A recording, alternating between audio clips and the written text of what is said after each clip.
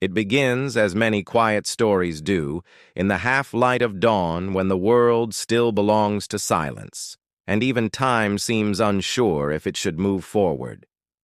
In a forgotten monastery tucked deep within the folds of a misty valley, the air holds the faint chill of unspoken prayers. The walls are thick, their stones darkened by centuries of devotion.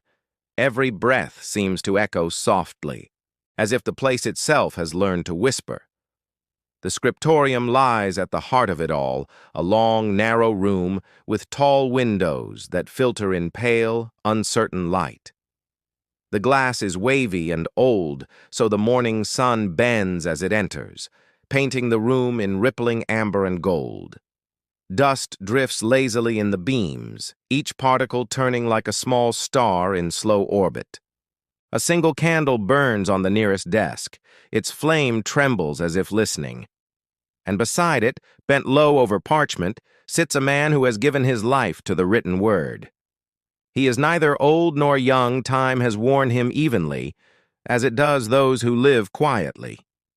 His name is not recorded anywhere, and perhaps that is fitting. History remembers kings and conquerors, but not the ones who gave their words permanence. He is simply the scribe. The quill in his hand moves with unhurried grace, its point dipping and gliding across the page. The sound it makes, that faint, dry scratch, is the heartbeat of the room. To him, it is a sacred sound, one that fills the silence with meaning. He writes by rhythm, not haste. Each line is a prayer, each letter a breath. He copies the words of saints, poets, and rulers, but never his own. His world exists between margins and ink, where eternity hides in black and white. Outside, the morning mist curls along the cloister walls, carrying with it the smell of wet stone and lavender from the garden below. A bell tolls in the distance, slow and heavy, summoning the monks to their prayers. The sound drifts through the window and seems to settle gently on the scribe's shoulders. He pauses only for a moment, sets his quill down, and closes his eyes. In that pause, the world feels vast. The silence stretches, deep and ancient. Then he opens his eyes again and continues, as if the world outside had never changed at all. His desk is small and worn smooth where countless elbows have rested before him. The wood carries faint indentations, ghosts of hands that worked this same sacred labor centuries earlier. Beneath the parchment, he keeps a piece of cloth to steady his wrist, and next to it, a small stone used to smooth imperfections from the page.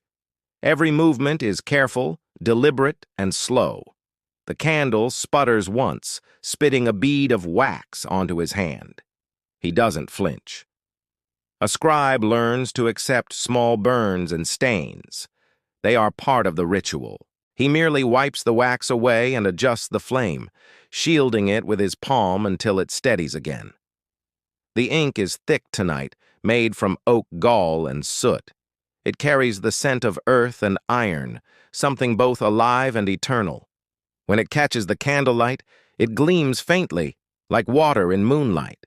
The scribe watches it dry, line by line, as though watching thought itself harden into permanence. He knows he will never read the finished work. His task is not to understand, but to preserve. To him, meaning is secondary to devotion. His joy lies not in creation, but in continuation, ensuring that what was written once will not be lost to time as slow decay. Beyond the walls, the world has begun to wake. The sound of footsteps in the courtyard, the low murmur of monks preparing for matins. But inside the scriptorium, nothing disturbs the stillness. The candle keeps its vigil. The quill continues its journey. If you listen closely, you can hear the faint sound of the quill dragging over vellum, a fragile, living sound that might be mistaken for breathing. The parchment itself gives a soft rustle, as though it remembers being skin and has not yet accepted its transformation into page. Every so often, the scribe pauses to sharpen his quill. He uses a small knife for the task, drawing it with practiced precision. The faint scrape of blade against feather echoes briefly, then fades into stillness again. When the quill is ready, he dips it once more into the ink and returns to his work. Each word seems to emerge from silence itself, as if whispered by unseen mouths. Hours pass unnoticed. The candle burns shorter. The light from the window has shifted. What was golden now leans toward gray. The world outside is fully awake, though here it is still the same gentle twilight. Time moves differently in rooms of devotion. The scribe leans back for a moment and studies what he has written. His eyes trace the careful lines, the delicate flourishes, the perfect symmetry of the margins.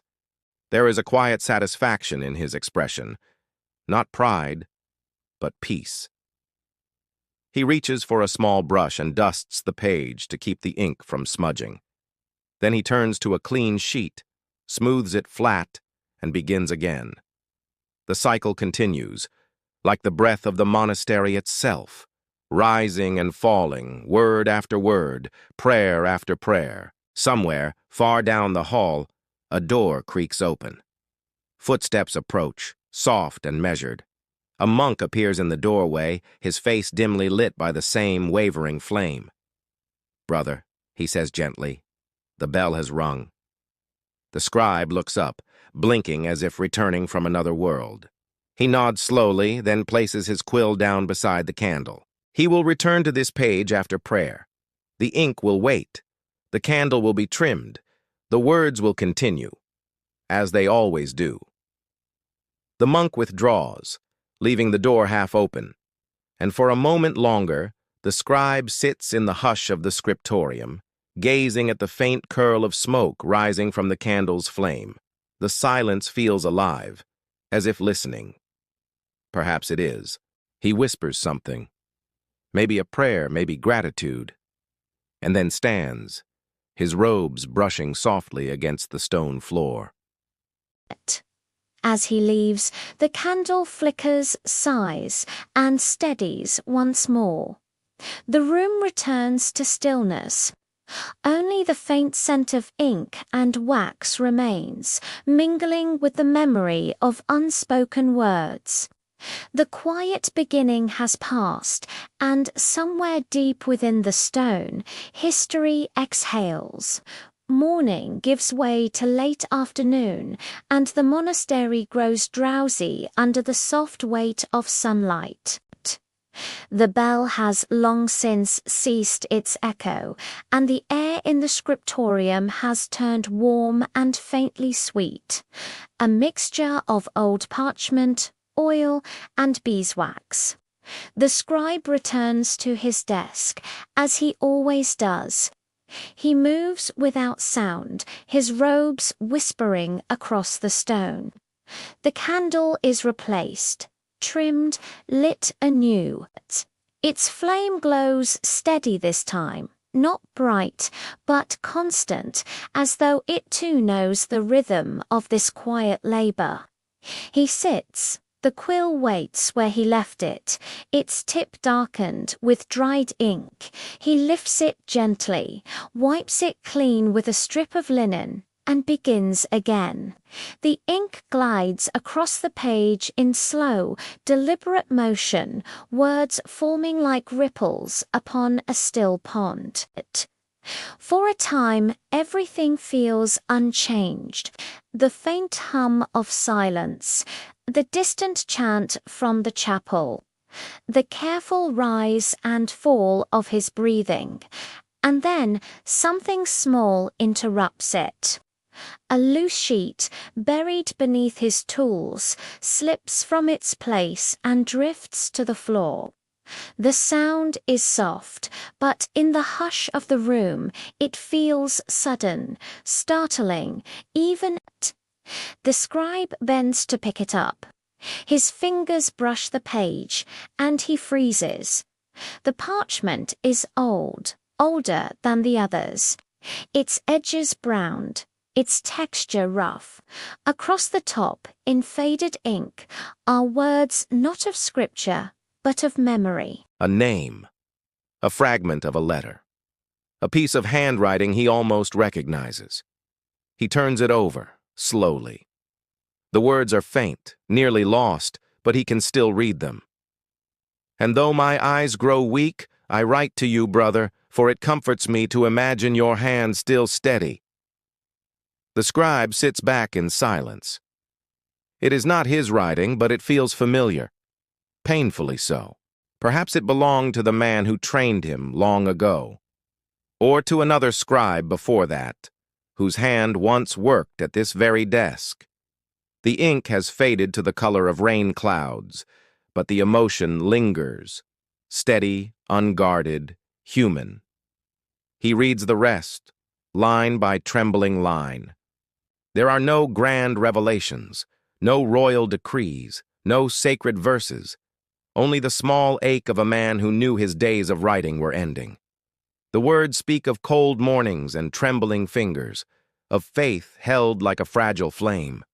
They speak of gratitude, of ink spilled and time borrowed, and they end with a single sentence written so faintly it almost disappears into the page. "Perhaps the words will outlive us both." The scribe stares at the line for a long time. Outside, the light has shifted again, gold becoming amber, amber deepening to rust. The day is slowly burning away. He sets the page aside, meaning to return to his copying, but something has changed. The rhythm is gone. His quill moves slower now, his gaze returning again and again to that forgotten letter beside him. The words feel alive, as though the writer is still here, in the scratches of ink, in the tiny imperfections of each line.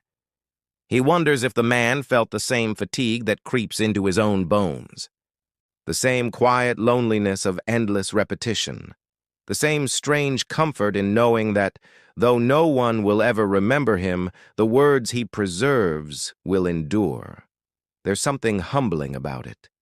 Something beautiful, too. He closes his eyes and listens. The monastery breathes, the sound of distant sandals on stone, a door closing softly, a bird calling once from the eaves. He imagines all who have passed through this room, scribes whose names were never spoken again, whose work filled libraries, whose lives vanished between lines of ink. The candlelight flickers gently against the edges of the letter, and the page seems to shimmer as though remembering something. He takes up a clean sheet of parchment, not to copy, but to write for himself, which he has not done in years. His hand trembles slightly at first, unaccustomed to freedom. The words come slowly, uncertainly. He writes not of saints or kings, but of the quiet, of mornings that begin with frost on the window, of the sound of ink dripping from a quill, of the way candlelight turns the edges of a page to gold. He writes about silence, and how it can feel both full and empty at once. He writes about the brother whose letter he found, though he does not know his name, and how, across the gulf of centuries, he feels their hands meeting in ink. He pauses often, not to think, but to listen, to the faint hum of time, the whisper of the candle. Each line feels like breathing, each word a confession. By the time he finishes, the sun has fallen behind the hills. The scriptorium is bathed in dim blue light, and the candle's flame is the only living thing in the room. He sets down the quill, and for the first time in years smiles. Not with pride, but with quiet relief. He folds the page carefully and slips it between the covers of an old manuscript, one that will not be opened for generations. It is not meant to be found, but perhaps one day it will be. He looks again at the faded letter, the one that began it all, and whispers softly, "Yes, the words will outlive us both." Outside, a soft rain begins to fall, tapping against the window like fingertips. The air cools, and the scent of ink and wax deepens. He draws the candle closer, shielding it from the draft, and watches the light tremble.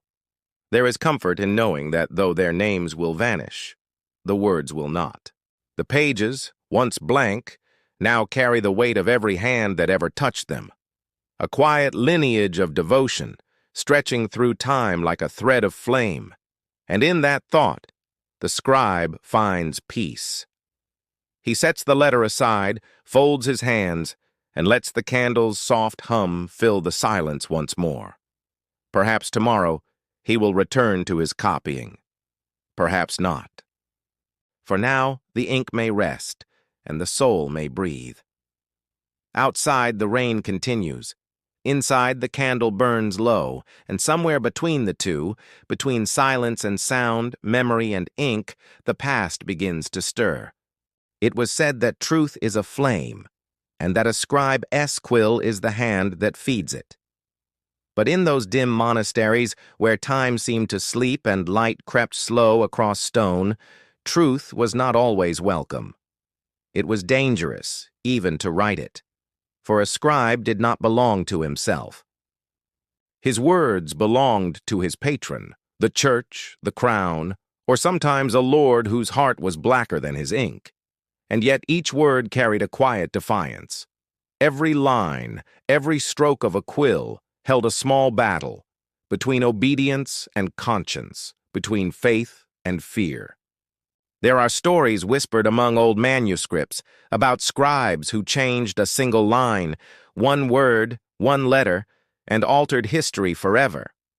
One such story comes from a Benedictine monastery in the 13th century, where a man named Brother Aldred was tasked with copying the Chronicles of Kings. He worked by moonlight, as was his habit. He said it calmed his spirit, that the night was God's most honest hour. Aldred was a quiet man, gentle and devout, but he carried a weight that ink alone could not hide. He had seen too much, wars waged in the name of pride, treaties broken for greed, truths buried for comfort. And as his quill moved, his soul trembled. For he knew that the chronicles he copied were not all true. The abbot demanded loyalty, not honesty. The crown demanded legacy, not remembrance. Each page became a battlefield between what was and what should be. There, under candlelight, Aldred made a choice. He began to write what he saw, not what he was told to see. He wrote of the soldiers who froze in the snow, of the peasants who bled for a king's ambition, of the widows who prayed to saints that never answered. He wrote truth, quiet, unpolished, human. He thought no one would ever read it. He was wrong. Years later, when plague swept through the monastery, the abbot died and the library was sealed. A century passed before the walls were broken open. And there, hidden beneath false chronicles, they found Aldred's pages, brittle, yellowed, but unburned. The scholars who read them called him the honest scribe. But to Aldred, honesty was never rebellion. It was repentance. For every scribe carried guilt, for the lies written under orders, the truths left untold, the names erased by power. And when the candles burned low, that guilt whispered through the halls like ghosts of the unrecorded. There are traces of these silent rebellions scattered across time. In Egypt, where papyrus curls in dry tombs, a line of hieroglyphs tells a story of a worker's uprising, one the pharaoh's historians were ordered to destroy. But a single scribe, unknown and uncelebrated, copied it again on the back of a shipping ledger. He saved history in secret. In medieval France, a monk replaced a noble S title with a curse written in the margins, invisible beneath layers of gold leaf, yet clear under modern light. 1,000 years later, his anger still glows. Even in Renaissance Italy, when the printing press began to rise, many old scribes found themselves obsolete. One, named Luca di Verona, refused to stop.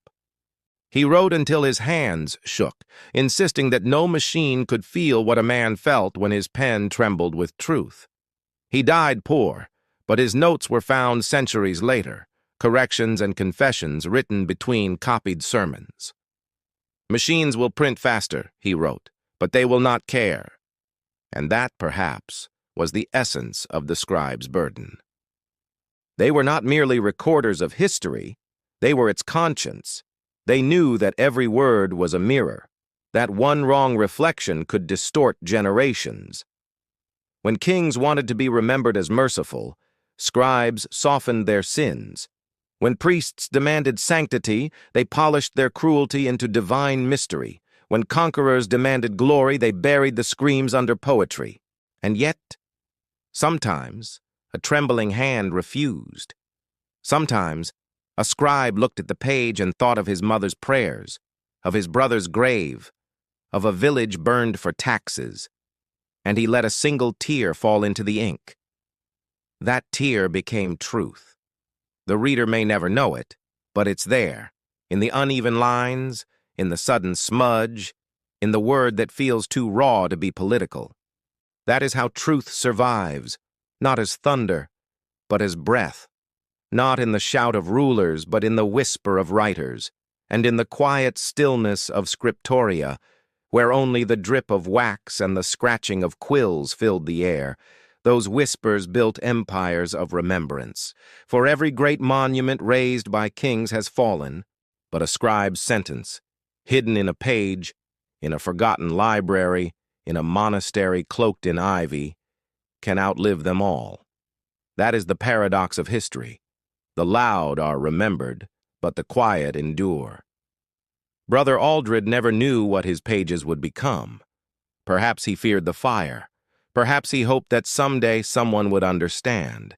And now, centuries later, as scholars turn those fragile leaves beneath glass, the ink still breathes with his doubt and devotion. The letters are faded, but the humanity is not. His confession, silent yet eternal, has become part of ours. So when we read those words, we are not just looking at history. We are meeting the man who risked his soul to tell the truth. And maybe that is what all scribes hoped for, not to be remembered as authors, but as witnesses. They were the watchers of time, the keepers of memory, the invisible pulse beneath every age. And when you hold an old book, when your fingers trace its worn edges, know this: someone, long ago, sat in silence and gave a piece of their heart to that page. Their ink was more than record. It was faith. Their quill was more than a tool. It was conscience. And their silence was not absence. It was reverence for truth itself. Because sometimes the purest truths are not spoken at all. They are written and whispered across centuries by the secret lives of scribes. It is said that ink is only liquid shadow, a way for the soul to leave traces of itself upon the world. For the scribes, it was never just a craft. It was communion, between mind and hand, between mortal and divine. To write was to breathe. To copy sacred words was to be near to God, and to dip a quill into ink was to draw from the well of creation itself. In every monastery there were rituals to the act. The sharpening of a quill was done with reverence. The parchment was cleaned and blessed. The first letter of the day was begun with a prayer, not for perfection, but for purity of purpose.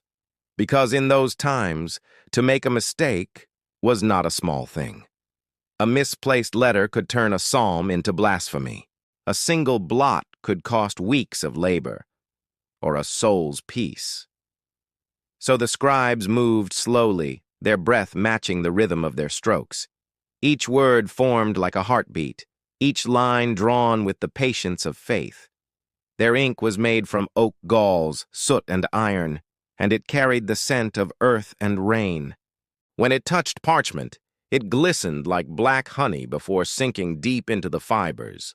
That sound, soft, steady, eternal, the scratch of pen to page, became the hymn of their days. But beyond the discipline there was something more, a strange, quiet joy. For in writing the words of others, they sometimes found their own. A scribe might copy the Psalms for 10 years, and somewhere, between "The Lord is my shepherd, and I shall not want," he would begin to understand what those words truly meant, not as doctrine, but as comfort. For some, the ink carried redemption. For others, confession. There was one such man, known only as Ammon the Silent. He had taken a vow of silence after witnessing the death of his brother in battle. Unable to speak his grief, he turned to script. Day after day he copied the book of Job, and in every margin, in the smallest, faintest letters, he wrote, "I understand." When he died, his manuscripts were gathered, and a monk said, "Amen spoke more through silence than we ever did through sermons." That was the strange alchemy of ink. It took pain and turned it into prayer. It made memory endure. Outside the monasteries, the world was louder. Empires rose, kings fought, cities burned. But inside those walls, a man with a quill could make eternity pause for a moment. And yet not all scribes wrote for saints or scripture. Some wrote for love, some wrote for longing. In the court of Aragon, there was a woman scribe, unusual for her time, named Isabella de Villena. She wrote letters for queens, contracts for merchants, and once a poem for a soldier she could never marry. When he was killed in battle, she copied the letter he had sent her, again and again, until the words bled faint through the parchment. Each copy was slightly different, as if she was trying to keep him alive by rearranging his last goodbye. Her ink became her mourning, her script, her devotion. Centuries later, scholars found her work and called it the handwriting of love. They said her pages smelled faintly of lavender and smoke. Perhaps that was imagination, but perhaps not, because writing in its truest form is always a residue of the soul. The scribes believed this deeply, that their work carried not only the meaning of the text, but the breath of the one who wrote it. They thought each stroke left behind a fingerprint of spirit, so they were careful. When angry, they did not write. When sorrowful, they prayed before they began, because they feared their emotions might live forever in the lines. In this, they were right. Modern science has shown that the smallest imperfections in handwriting, the tremor, the pause, the speed, reveal emotion. But long before microscopes, the scribes already knew. Ink remembers. It remembers the moment a hand trembled. It remembers the weight of a sigh. It remembers the thought that could not be spoken. That is why so many manuscripts feel alive, as if someone is still there, waiting behind the words. You can sense the heartbeat in the spacing, the hesitation in the curve of a letter. Even centuries later, the ink breathes. In this way, the scribe's duty was never finished. He did not just copy history, he became it. His soul was pressed between the pages, his silence woven into the story of humankind. And perhaps that is why, in the final years of the great scriptoria, when printing presses began to hum across Europe, the old scribes watched in sorrow. They knew progress was coming, and yet it felt like a funeral. One monk wrote, "The press makes words eternal, but takes the soul from them." Still, even the machine could not erase what had been done by hand. For beneath every printed Bible, every poem, every law, lay the ghost of a scribe, somewhere in the chain of memory, whose ink first gave that word its shape. And that, perhaps, is what the scribes never understood, that their work would outlast their names, that every future page, every printed line would still carry a trace of their devotion. Ink, after all, does not die. It fades, but it does not vanish. It lingers, like the scent of candle wax in an empty chapel. So when you read a line written by a hand long gone, pause for a moment. Listen. You may hear the quiet breath of the one who wrote it. You may feel their heartbeat beneath your fingertips. You may realize that what they left was more than history. It was humanity. Because ink is not just made from oak, soot, or metal. It is made from longing, from faith, from every word a soul could not say aloud. And that is why, even now, when we open an old manuscript, when we see the faded letters, the uneven strokes, the tiny imperfections, we are looking not at a record, but at a relic, a piece of someone's soul, preserved in shadow and light, a whisper that refuses to fade. The ink endures, and through it, so do they. The end never comes with thunder. It comes softly, like the crackle of a candle just before it dies.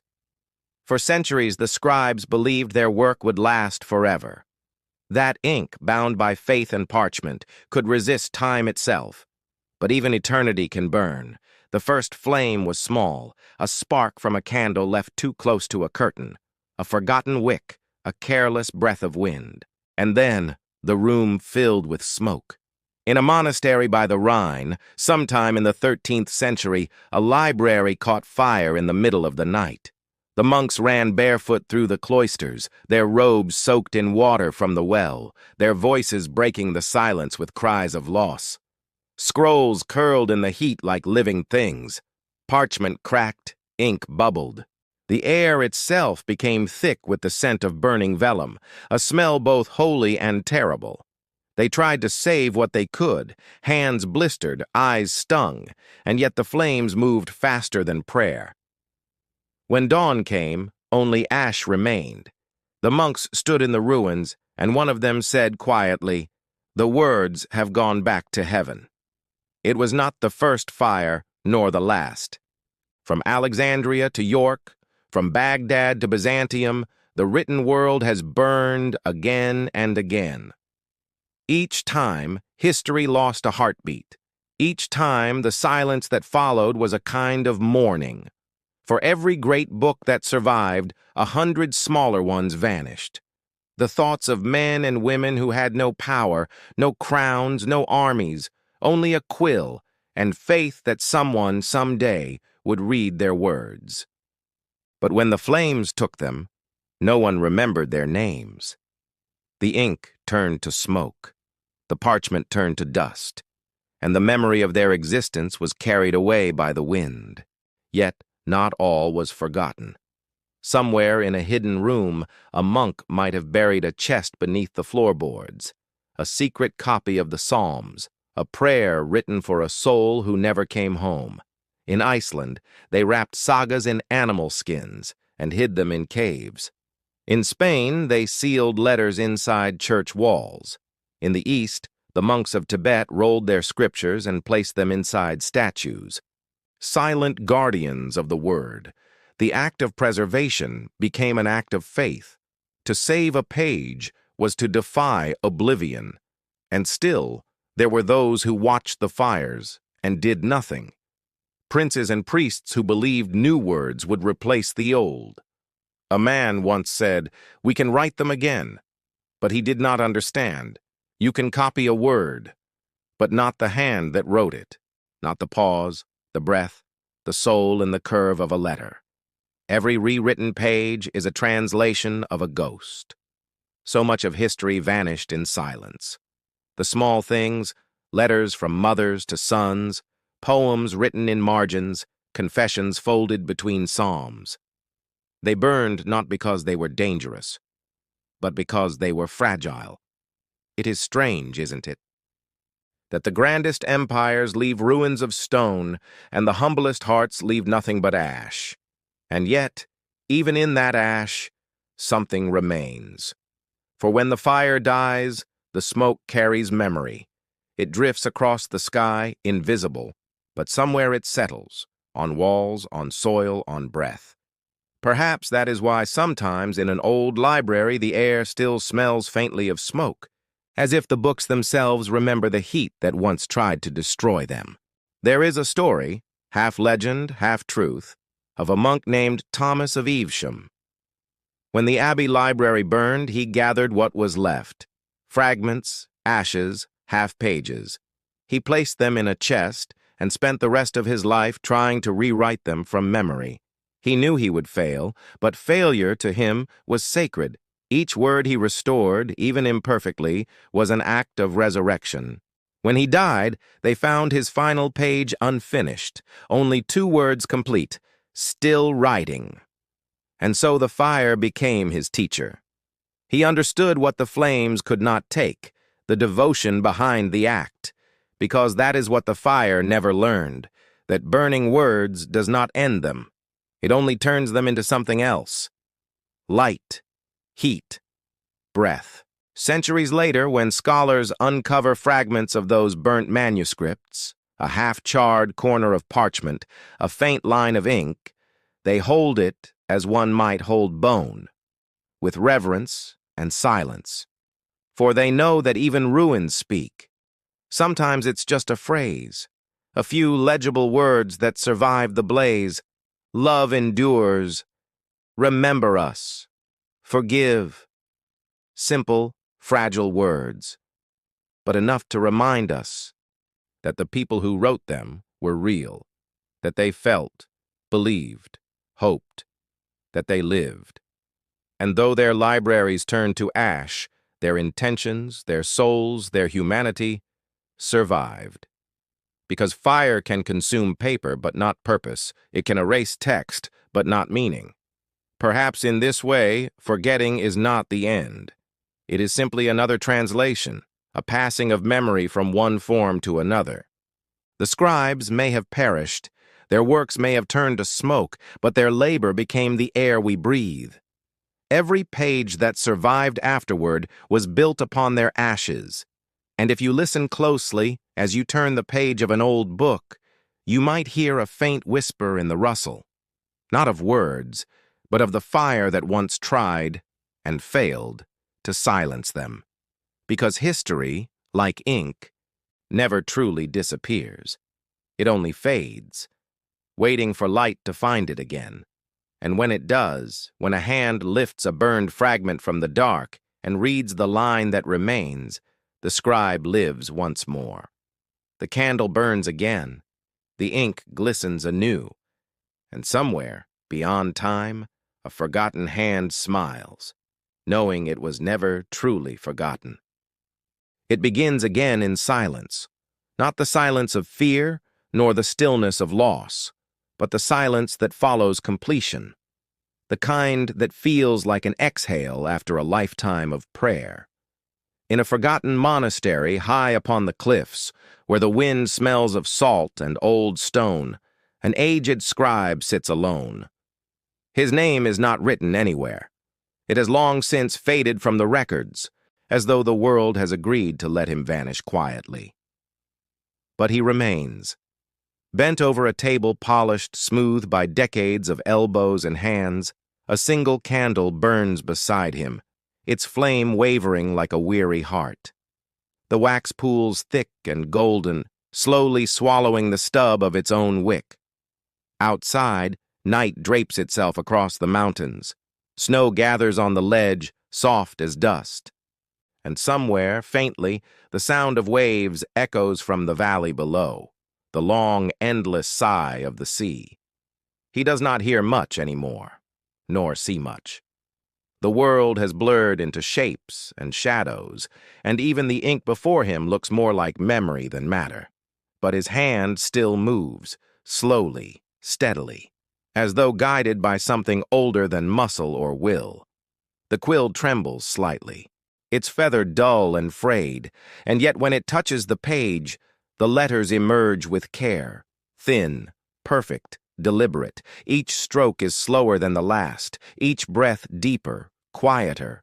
He writes not for the church now, nor for kings, nor for praise. He writes because he must, because writing has become his way of staying alive.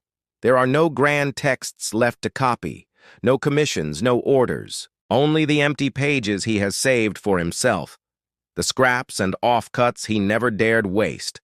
And on them he writes the story of his own life, not in confession, not in sorrow, but in gratitude. He writes of the first candle he ever lit as a boy, when he could not yet spell his own name. He writes of the ink that once stained his fingertips for weeks, so dark that even washing could not remove it. He writes of the laughter that once filled the scriptorium, of brothers long gone, their faces now as faint as the ghosts of words once read aloud at dawn. And he writes of the silence that came after the fires, after the presses, after the world moved on. He remembers how the others left, how one by one the desks were emptied, the lamps extinguished, until he alone remained, the last caretaker of a dying art. At first he fought the loneliness. He tried to count the hours, to measure the days by how much parchment he could still fill. But then, something softened. He began to see the stillness not as absence, but as peace. For the first time, he could hear the small sounds that had always been there. The whisper of ink soaking into parchment, the faint hiss of the candle, the distant heartbeat of his own pulse in his ears. In that stillness, he realized that all he had ever done was not for others, but for time itself. Each word he had written, each prayer he had copied, was a bridge, a way of carrying light from one century to another. And now, as his eyes dim, he understands that his task is nearly complete. He lifts the quill one last time. His hand shakes, but he steadies it with both palms. The candle wavers beside him, its flame now no bigger than a teardrop. He dips the quill slowly into the ink pot, the liquid thick, cold, and black as the night beyond the window. For a moment, he simply watches the droplet gather on the tip, shining in the candlelight. Then, with a breath, he lowers it to the page.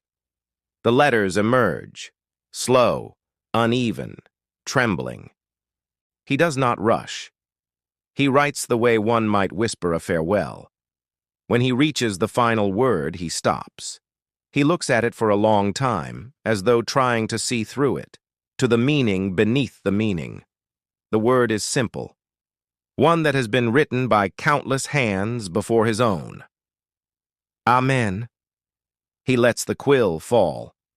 It rolls a few inches, leaving a faint smear of ink across the wood. The candle flickers. The flame stretches once, twice, then steadies again. The old scribe leans back. His breath shudders slightly, then eases. He feels no fear, only warmth, the kind that lives inside quiet rooms where truth has been spoken. And as his eyes close, he imagines all the words he has ever written, millions of them, rising from the pages like black birds. They gather above him, circling in the candlelight, a flock of memory and devotion. Then they fly outward, through the open window into the cold, vast night. The candle burns low, the ink dries, the sea sighs below. And somewhere, in another age, a young scholar opens a manuscript, its pages yellowed, its letters written in a hand both strange and familiar. They read, and though they do not know the name of the man who wrote it, they feel him, in every curve of the script, in every pause between the words. He is gone, but not lost, forgotten, but not erased. For what is written by devotion cannot die. The candle, though melted to nothing, has already passed its light to the next. And so, across centuries, the ink still glistens. The words still whisper. The scribe still writes, in every book, in every prayer, in every quiet hand that dares to remember. Some say that when a scribe dies, his final breath becomes a page, invisible, weightless, carried into the great library that no fire can touch. It is not built of stone, nor wood, nor glass. There are no doors, no guards, no clocks. Only air, vast and still, lit by the slow pulse of eternal light. They call it the Library of Breath. It is said to rest between time and silence, where every word ever written still waits, suspended like dust in sunlight. When a soul enters, there is no sound of footsteps, only the faint murmur of pages turning themselves. Here, there are books that never existed on earth, the unwritten prayers, the unfinished letters, the forgotten thoughts that died on trembling lips. Every whisper, every sigh, every heartbeat becomes a syllable. And together, they form the endless story of humankind. In this library, the old scribe walks once more, not as an old man now, but as a shape made of light and ink. His eyes are clear, his back straight, his quill gleams like silver. He moves through the shelves, and as he passes, the books open themselves to greet him.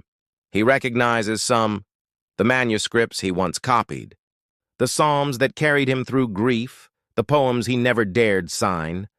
Others he has never seen, pages written by hands long after his own, yet bound to him through the same devotion. He touches a spine, and suddenly he feels 1,000 other hands touching the same. Hands from every century, some rough, some delicate, all bound by ink and longing. This is what eternity feels like, he thinks.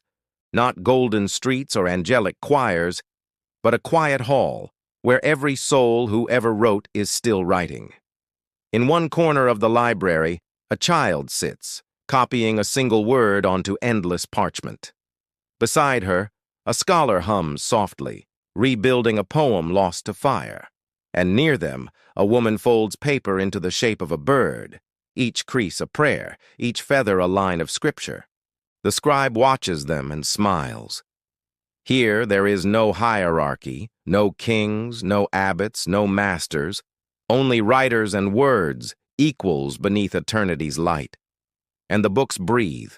If you listen closely, you can hear it, the faint inhale and exhale of parchment. Every time someone on earth opens a page, a breeze stirs here, soft as a sigh. That is how the library lives, not through flame or power, but through the breath of those who remember. Far below, in the waking world, a young student sits beneath a lamp. The hour is late. Rain taps softly on the window. Before her lies a manuscript, a copy of an ancient text, its letters uneven, faint with age. She traces one of them with her fingertip, wondering about the hand that made it. And as she does, the faintest whisper passes through the room, so soft she almost thinks she imagined it. It is the scribe, breathing through the ink. For each time a reader pauses to wonder, each time a word is read aloud, a soul awakens again in the library of breath. That is how immortality truly works, not through fame, but through remembrance, through the gentle act of someone, somewhere, choosing to listen. The scribe moves deeper into the light. He comes upon a great table, and on it rests a single book, bound in nothing, glowing faintly as though alive. He opens it. Inside are no words, only breath.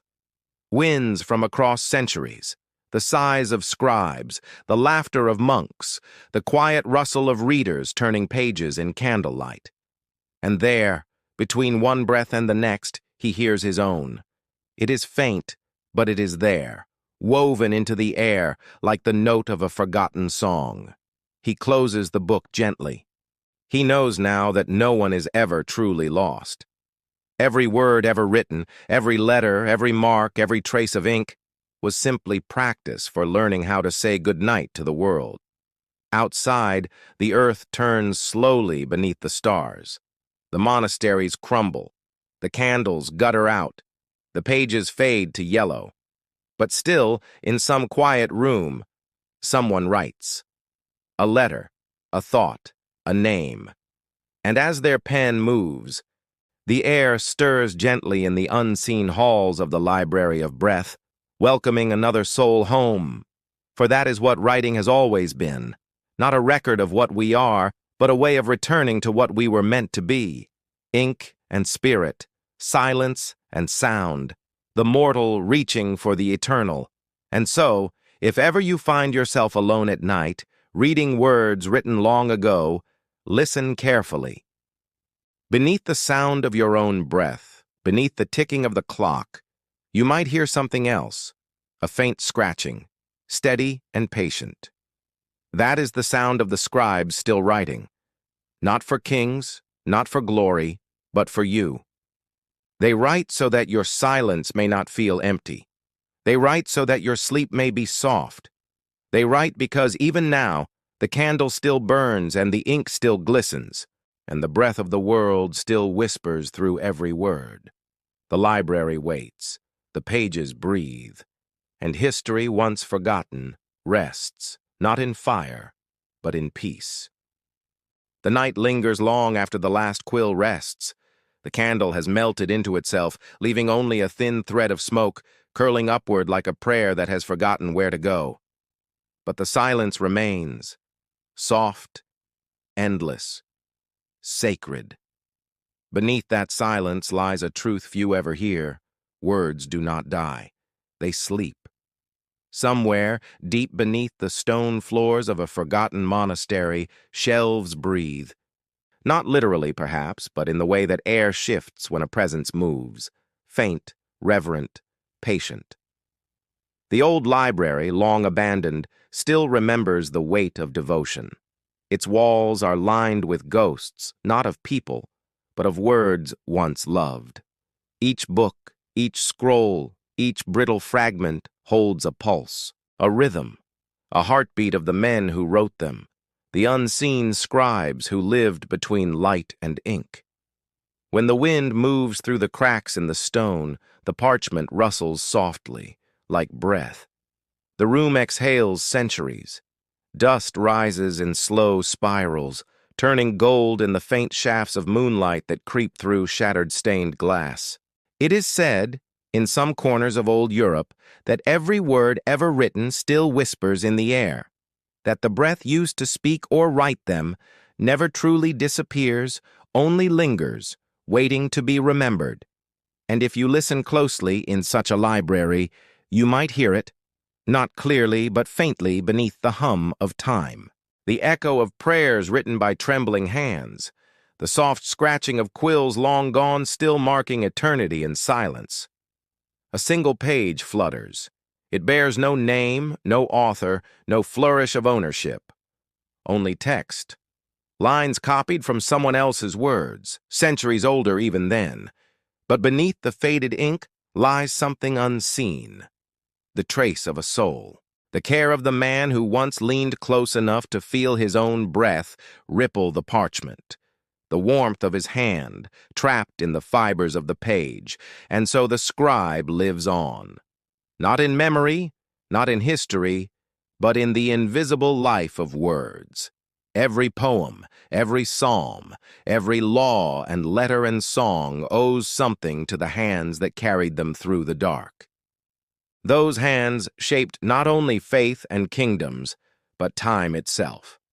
Because without the scribe, memory would have ended with the breath of the speaker. Without ink, there would be no echo, no record, no continuity between the dying fire and the rising sun. The world owes its past to the silent devotion of those who never sought to be known. Perhaps that is why such places, old libraries, abandoned scriptoria, and hidden archives still feel alive. Because they are. They breathe through every page, each a lung of history, inhaling the silence of centuries and exhaling the quiet persistence of meaning. Sometimes travelers who stumble upon such ruins swear they hear a whisper. Not words exactly, but the suggestion of them, as though the air itself were speaking. Some say it is the wind. Others say it is the ink remembering how to move, and maybe both are true. For if words are the soul made visible, then every library is a cathedral of breath. In that stillness, time folds upon itself. The candle relights, though only in memory. The ink shimmers once more, and the scribe, the nameless, sleepless, patient soul, returns to his desk. He does not look up. He does not seek praise. He simply writes. Because in his world, writing was not ambition. It was prayer. And prayers, no matter how small, are never truly lost. So when you next open a book, pause for a moment. Breathe. Listen. Feel the weight of the words beneath your fingers. Somewhere within them, an unseen hand moves again, guiding you through the labyrinth of time. The candle burns once more, the ink darkens, the silence deepens, and the scribe, forgotten by history but remembered by eternity, writes on. Do you hear it? That faint rhythmic sound beneath your heartbeat? That's the world remembering how to breathe. That's history still being written by hands you cannot see.